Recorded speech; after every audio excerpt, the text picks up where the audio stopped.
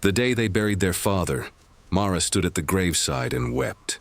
She didn't yet know that her sister Diane had already buried something else. The truth.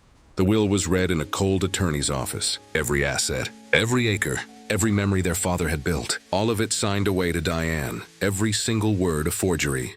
Mara left that office with nothing but the clothes on her back. Diane watched her go with a smile she didn't bother to hide. That smile would cost her everything. Homeless and penniless, Mara slept in her car the first winter. She didn't break. She didn't beg. She made a quiet, unshakable promise to herself in the dark. Slowly, painfully, Mara rebuilt. A waitress uniform, a rented room, a library card. Each small step forward carried the weight of a debt she intended to collect. Then she found it, buried in their father's storage unit. Documents, dates that didn't match. A signature that trembled in all the wrong places. Irrefutable proof. Their father's estranged attorney, Marcus Webb, had carried his own suspicions for 2 years. When Mara walked into his office, he recognized the look of someone who finally had answers. Diane sat in her mansion, believing she'd won. She had redecorated her father's study, spent his money freely, and never once looked over her shoulder. That was her fatal mistake. The courtroom was packed the afternoon the evidence was presented. Diane's attorney faltered mid-sentence. Her husband turned pale. The judge leaned forward, and Diane's carefully constructed world began to crack. By the time the gavel fell, Diane had lost the estate, the marriage, and the last shred of her reputation. Mara walked out into the afternoon light and breathed for the first time in years. The call came on a Tuesday morning, the kind of ordinary Tuesday that had no business carrying such extraordinary weight. Mara was in the middle of grading papers when her phone buzzed against the kitchen table. A number she recognized immediately as the family home. She answered before the second ring. Her father's housekeeper, Mrs. Hollis, was crying too hard to speak in complete sentences, but the fragments she managed were enough. Harold Calloway, 67 years old, architect of everything Mara had ever loved about her childhood, had collapsed in his study sometime before dawn. By the time anyone found him, the morning light was already stretching across his desk, illuminating the scattered blueprints he would never finish. Mara drove the 4 hours to Calloway House in a kind of hollow silence, her hands steady on the wheel, because falling apart on the highway would not bring him back. Nothing would bring him back. She understood that before she even arrived. Diane was already there when Mara pulled into the gravel drive, which should not have surprised her but somehow did. Her sister stood on the front porch with a coffee mug in one hand and her phone in the other, dressed in a way that seemed, even at a glance, slightly too composed for the occasion.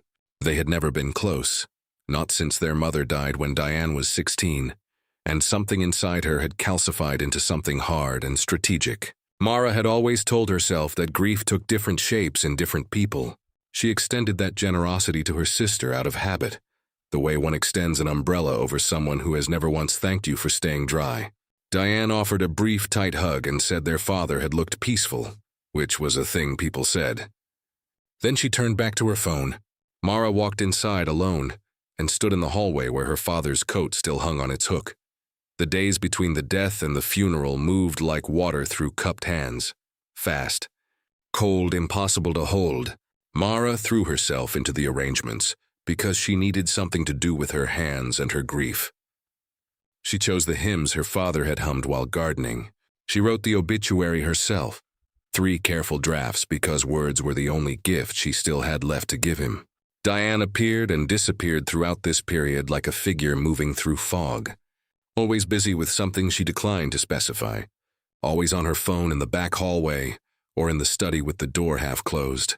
Once Mara passed and heard her sister's voice, low and deliberate, saying a name she didn't recognize, Renshaw, before the door swung shut. She filed it away without meaning to, the way the mind sometimes preserves details it cannot yet interpret. The funeral was beautiful.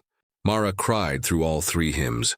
The reading of the will was scheduled for the Thursday following the burial, in the offices of Calloway and Marsh, the firm her father had used for 30 years. Mara arrived expecting the quiet formality of grief made legal, a division of property, some sentimental items, the lake house perhaps going to one of them and the main estate to the other. She had not thought much about money. Her father had always treated it as a responsibility rather than a reward, and she had absorbed that view without question. She sat across from Diane in matching leather chairs and watched a man she had never seen before. Not the familiar Mr. Aldrin, who had handled her father's affairs since before Mara was born, but a younger man with a new-looking briefcase spread several documents across the conference table with an efficiency that felt rehearsed. He introduced himself as Mr. Renshaw. The name landed in Mara's chest like a stone dropped into still water. Mr. Renshaw read the will in a flat, professional voice that gave nothing away. By the third paragraph, Mara had stopped breathing normally.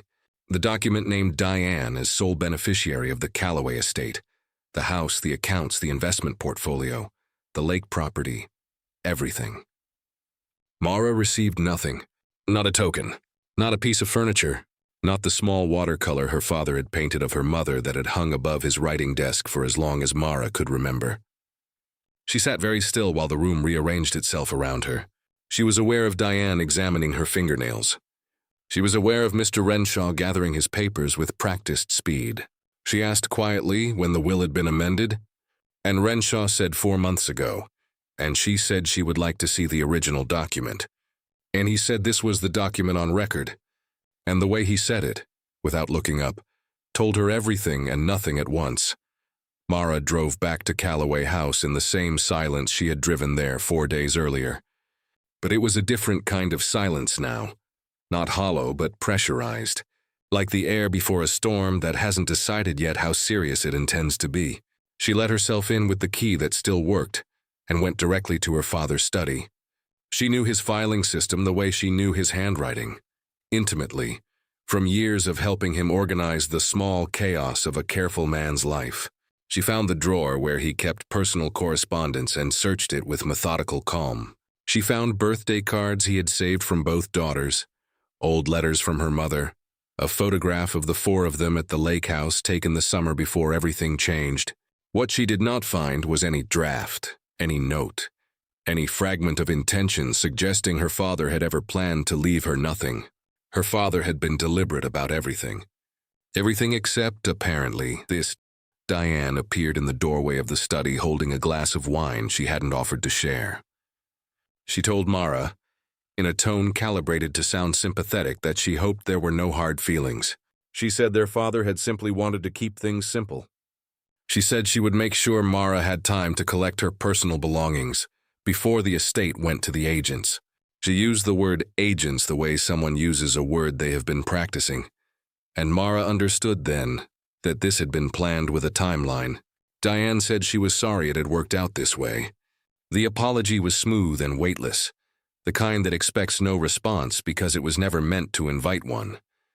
Mara looked at her sister for a long moment, at the wine, at the composed expression, at the absence of anything resembling actual grief in her eyes, and said only that she understood. She did not say what she understood. She let Diane interpret that however she wished. Mara packed 2 bags that night. She took her clothes, her books, her laptop, the photograph from beside her father's desk, and a small carved box her mother had left her years ago that no document could legally reassign, because no document had ever named it. She left before sunrise, before Diane was awake, because she did not want to give her sister the satisfaction of watching her go. She drove to the city and checked into a budget motel with a cracked bathroom mirror and a heating unit that ran too loud. And she sat on the edge of the bed in the pre-dawn dark and allowed herself exactly 1 hour of genuine despair, the kind that lives below anger, in the cold and quiet place where a person reckons with how badly they have misread the world. She cried until the hour was up. Then she washed her face, opened her laptop, and began searching for the name of the attorney her father had used before. Mr. Renshaw, Mr. Aldrin. She needed to find Mr. Aldrin. Elliot Aldrin had retired 18 months ago to a house outside the city where he grew tomatoes and answered emails infrequently. Mara found him through a legal directory, then through a mutual acquaintance of her father's, and finally through a handwritten letter she sent because she suspected that a man of his generationum temperament would respond to handwriting in a way he might not. Respond to an email, she was right, he called her. 11 days after she sent the letter, and his voice when she heard. It sounded the way she imagined her. Father's study would have smelled if she had ever gone back like old wood in careful thought. She told him what had happened. He listened without interrupting, which was itself a form of intelligence. When she finished, he was quiet for a moment, and then he said that Harold Calloway had called him 8 months ago, distressed, saying someone had been pressuring him to change his estate documents. He had not followed up. He said this without excuse. He said he was sorry. Aldrin agreed to help, but he was careful to frame what that meant. He was retired and no longer practicing, but he knew people who were, and more importantly, he still had records, his own notes, his own copies of documents Harold Calloway had filed over the years, including an estate plan drawn up 7 years ago that named both daughters as equal beneficiaries. He also had the name of a document examiner he trusted, a woman who had worked forensic handwriting cases for 2 decades and whose testimony had held up in courts that did not extend professional courtesy to anyone. He told Mara that proving forgery would require patience and precision and the willingness to be called a liar by people with more money and more lawyers. He told her the process would be slow and that in the meantime, she would have nothing. Mara said she understood. He asked if she was sure, and she said she had been raised by Harold Calloway, which she meant as an answer, and he received it as one. The months that followed were not cinematic. There was no montage, no triumphant music, no shortcut through the difficult middle. Mara found a part-time position at a university library and rented a room in a shared house with 3 people she barely spoke to. She lived carefully, spent nothing she didn't have to, and devoted her evenings to building a paper record so thorough and so sourced that no version of events except the true one could survive contact with it. The document examiner, Dr. Voss, found pressure inconsistencies in the signature on the amended will within 2 weeks of receiving the materials. She found them in 4 separate places. She noted that the ink composition on the signature line was inconsistent with the ink used elsewhere in the document. She put all of this in writing, in language precise enough to hold weight in court, and she signed it. Mara read the report 3 times in the library break room and did not allow herself to feel relief yet. Relief was a door she would open later. Diane, meanwhile, had moved into Calloway House with the momentum of someone who had already decided the narrative was settled. She hired a decorator. She sold several pieces of furniture at auction, including the writing desk. She appeared at a charity gala with her husband, Robert, and was photographed in a gown that had likely cost more than Mara's monthly rent. She gave an interview to a local lifestyle magazine about restoring the Calloway estate to its original character, a phrase that must have required considerable audacity to say aloud. Mara saw the article because someone sent it to her anonymously, a small act of solidarity from someone inside Diane's orbit who had their own opinions about the situation. Mara read it once, filed it in her growing folder alongside the financial records, the deed transfer documents, and Dr. Voss's forensic report, and went back to work. The folder was nearly ready. The attorney Aldrin had connected her with had filed the preliminary motion. The court date had been set. The morning of the hearing, Mara woke before her alarm in the gray and silent hour, when the city hadn't decided yet whether to commit to the day. She dressed in the one good suit she owned, made coffee she was too tense to finish, and sat for a moment at the small table in her rented room with her hands wrapped around the mug. She thought about her father, not the collapsed version, not the body in the study, but the living one, the one who had taught her to read a blueprint and to take her time and to build things that would last. She thought about what he would say if he could see the folder on her kitchen table. 2 years of accumulated truth stacked and tabbed and ready to be laid in front of strangers who had the power to render a verdict. She thought he would tell her to breathe. She breathed. Then she picked up the folder, walked out of the apartment, and drove toward the courthouse without looking back. The courthouse steps were cold that morning, slicked with early frost that hadn't burned off yet. Mara climbed them slowly, folder pressed against her chest like a shield. She'd rehearsed this moment 100 times in the dark of her bedroom. What she'd say, how she'd stand, whether her voice would hold. The probate clerk, a tired woman named Mrs. O'Connor, recognized something in Mara's eyes that she'd seen before, the particular determination of someone who had waited long enough. Mara laid the documents on the counter without trembling. Original will, signed and notarized. Medical records establishing their father's cognitive state at the time of the second will signing. Bank withdrawal records. 3 witness affidavits collected over 6 patient months. Mrs. O'Connor flipped through each page slowly, then looked up. "You've been thorough," she said. It wasn't a compliment exactly. It was something better. It was acknowledgement. Mara nodded. The filing timestamp read 9:04 a.m. Diane didn't find out about the filing for 4 days. She was at a spa in Sedona when her attorney's name lit up her phone screen, and she almost didn't answer. The conversation lasted 11 minutes. When it ended, she sat on the edge of the massage table with a white robe twisted in both fists, the warm oils on her back already going cold. Her attorney had been careful, measured, professionally calm, but the words underneath the calm were not calm at all. Fraud, contested, evident, hearing date. Diane had built her confidence on one assumption, that Mara was too broken, too quiet, too far away to fight. She'd watched her sister cry at the funeral and mistaken grief for surrender. She'd taken the house, the accounts, the jewelry their mother had left their father, the vintage car in the garage. She'd taken all of it, and she had not once considered what Mara might have been doing in the silence. The attorney Diane hired for the contest, hearing was expensive and theatrical, the kind of man who wore his watch on the outside of his cufflink. He told Diane the original will was a problem, but not an insurmountable one. He told her the medical records were circumstantial. He told her he'd seen worse and won. What he didn't tell her, what he perhaps didn't yet know, was that Mara's attorney had already made contact with the notary who had authenticated the second will. The notary, a man named Gerald Fitch, had been cooperative in ways that surprised everyone except Mara.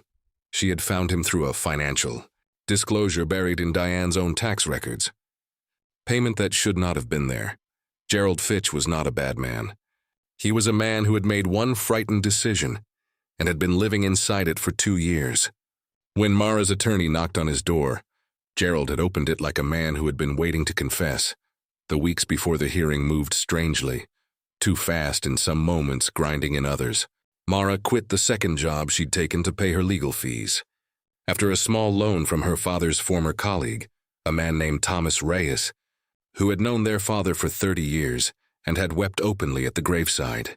Thomas had offered money before Mara even finished explaining. She'd accepted with the formality of someone who understood the weight of debt and intended to honor it. That night she sat with the original will and read her father's handwriting in the margins, small notations, cross-references to specific items, the name of the painting above the fireplace written in his neat engineer's script. He had been precise about everything. That precision was now his gift to her. Diane had assumed the second will was the end of the story, but their father had been an engineer. He had built redundancies into everything he loved. The hearing lasted 2 days. On the morning of the second day, Gerald Fitch took the stand. He was 53 years old and looked older. He spoke without looking at Diane, which itself told the room something. He described the afternoon Diane had brought him the document. He described the way she had characterized their father's state of mind.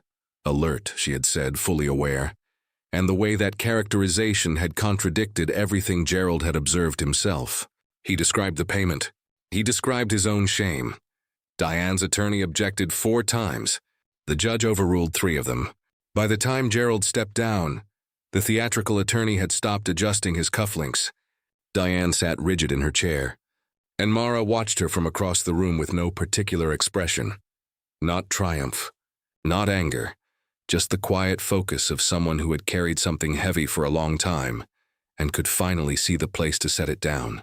The judge called a recess. The ruling came on a Thursday. Judge Patricia Halloran, a woman with 26 years on the bench and no patience for elaborate cruelty, read her findings in a flat, even voice that made them land harder than any outrage would have. The second will was invalidated. The notarization was found fraudulent. The estate, the house, the accounts, the investments, the painting above the fireplace, the vintage car in the garage, was to be redistributed per the original will, with Mara receiving the primary inheritance as their father had intended. There were additional findings. The court referred the matter to the district attorney's office for consideration of fraud and elder abuse charges. It was this last line that finally broke Diane's composure. She made a sound that wasn't quite a word, and her expensive attorney put a hand briefly on her arm. Mara did not look over. She was looking at her own hands folded on the table, perfectly still, and thinking of nothing at all. The district attorney's office moved slowly, as such offices do. But it moved. Diane hired a criminal defense attorney, who was even more expensive than the first, a decision that required her to liquidate the investment account she had transferred into her own name 18 months earlier. The account had been their father's primary retirement savings, built over 40 years, carefully managed, the product of a man who had brown-bagged his lunch until he was 60. Watching it drain into legal fees was a particular kind of irony that was not lost on anyone paying attention. Diane moved out of the house, which was no longer legally hers, and into a short-term rental that smelled of other people's furniture. Her husband Carl, who had said very little throughout all of it, said slightly more now. The conversations behind closed doors grew longer and less quiet. Neighbors heard them. Carl's name would eventually disappear from the story, as certain names do. Mara moved back into the house on a Saturday in early spring. She brought 2 boxes and a plant she'd been keeping alive on a windowsill for 3 years, nursing it through apartments that got too little light. The house was not in perfect condition. Diane had not maintained it with any particular care, and there were signs throughout of someone living in a space they did not feel responsible for. A water stain on the ceiling of the study, a cracked tile in the kitchen, the garden overgrown in a way their father never would have permitted. Mara walked through every room slowly. She stood in the doorway of her father's study for a long time without going in. Then she went in. His desk was still there. The shelves were still there. The painting above the fireplace was still there, slightly crooked. She straightened it with 2 fingers, the way she had watched him do 100 times. Then she opened the window and let the spring air in. The criminal charges came down 6 weeks later. 2 counts of fraud, 1 count of elder financial abuse, a felony in that state carrying a sentence of up to 4 years. Diane's attorney managed expectations carefully, which was attorney language for, "This is not going to disappear." Diane had believed, perhaps genuinely, that the legal system was a thing that happened to other people. People who were careless. People who got caught in obvious ways. People who lacked resources. She had resources. She had always had resources, partly because she had always been willing to take what wasn't hers. The irony of that equation was not abstract anymore. It was a court date. It was a case number. It was the specific humiliation of having her name appear in a local news brief that Thomas Reyes read over his morning coffee and forwarded to Mara with no comment, because none was needed. Mara read it once and archived the email without responding. Carl filed for divorce in July. He cited irreconcilable differences, which was technically true and also profoundly understated. Their mutual friends, the couples they'd vacationed with, the people from the club, the neighbors who had attended their dinner parties, all navigated the situation with varying degrees of grace. Most sided with Carl, which was itself a verdict of a kind. Diane's social life, which had been a significant source of her identity, contracted sharply. The invitations stopped. The texts became fewer and further between. She had cultivated a version of herself that required an audience, and the audience had gone home. Mara heard all of this secondhand, through Thomas Reyes and through her father's old neighbors, and she did not celebrate any of it. She had not built her case to destroy her sister. She had built it to restore what was true. The destruction was Diane's own work, assembled carefully over years, and it had simply, finally, finished falling. The plea agreement came in October. Diane pled guilty to 1 count of fraud and 1 count of elder financial abuse. In exchange, the prosecution agreed to recommend probation over incarceration. Given no prior criminal record and Diane's expressed remorse that her attorney had carefully coached her to express at the right moments and in the right register. She was ordered to pay substantial restitution, complete community service hours, and submit to 3 years of supervised probation. She would not go to prison. Mara had not wanted her to go to prison. That had never been the point. The point was the record, the permanent, searchable, unambiguous legal record that said, this happened, this was real, this was wrong. Their father's name was spoken correctly in that courtroom. His wishes were restored to the official record. He had been a precise man, and precision had finally been returned to his memory. Mara sat in the back row and left before the cameras arrived. Spring came again, and Mara hired a gardener to help restore what Diane had let go. The gardener, an older man named Aurelio, knew the plants. He would crouch beside something obscure and say its name quietly, almost to himself, and Mara would write it down. It became a kind of archaeology. The vintage car she had restored by a mechanic her father had trusted. Thomas Reyes came to see it when it was finished, and he laughed the way old men laugh when something they'd given up on returns, surprised and a little undone by it. Mara drove it to the cemetery that afternoon and sat with the windows down.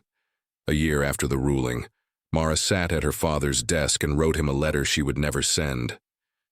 She wrote about Diane without bitterness, because bitterness would have required her to keep carrying something she had already set down. She wrote, "You built things to last. You built me the same way, I think, even though I didn't always know it. The study smelled faintly of old paper and the particular dust of books that haven't been disturbed in too long." She had started disturbing them again, reading, annotating, leaving her own notations in the margins beside his. 2 voices in the same handwriting almost. Outside, the garden was coming back, slowly, stubbornly, the way living things do when they're finally given what they were always owed.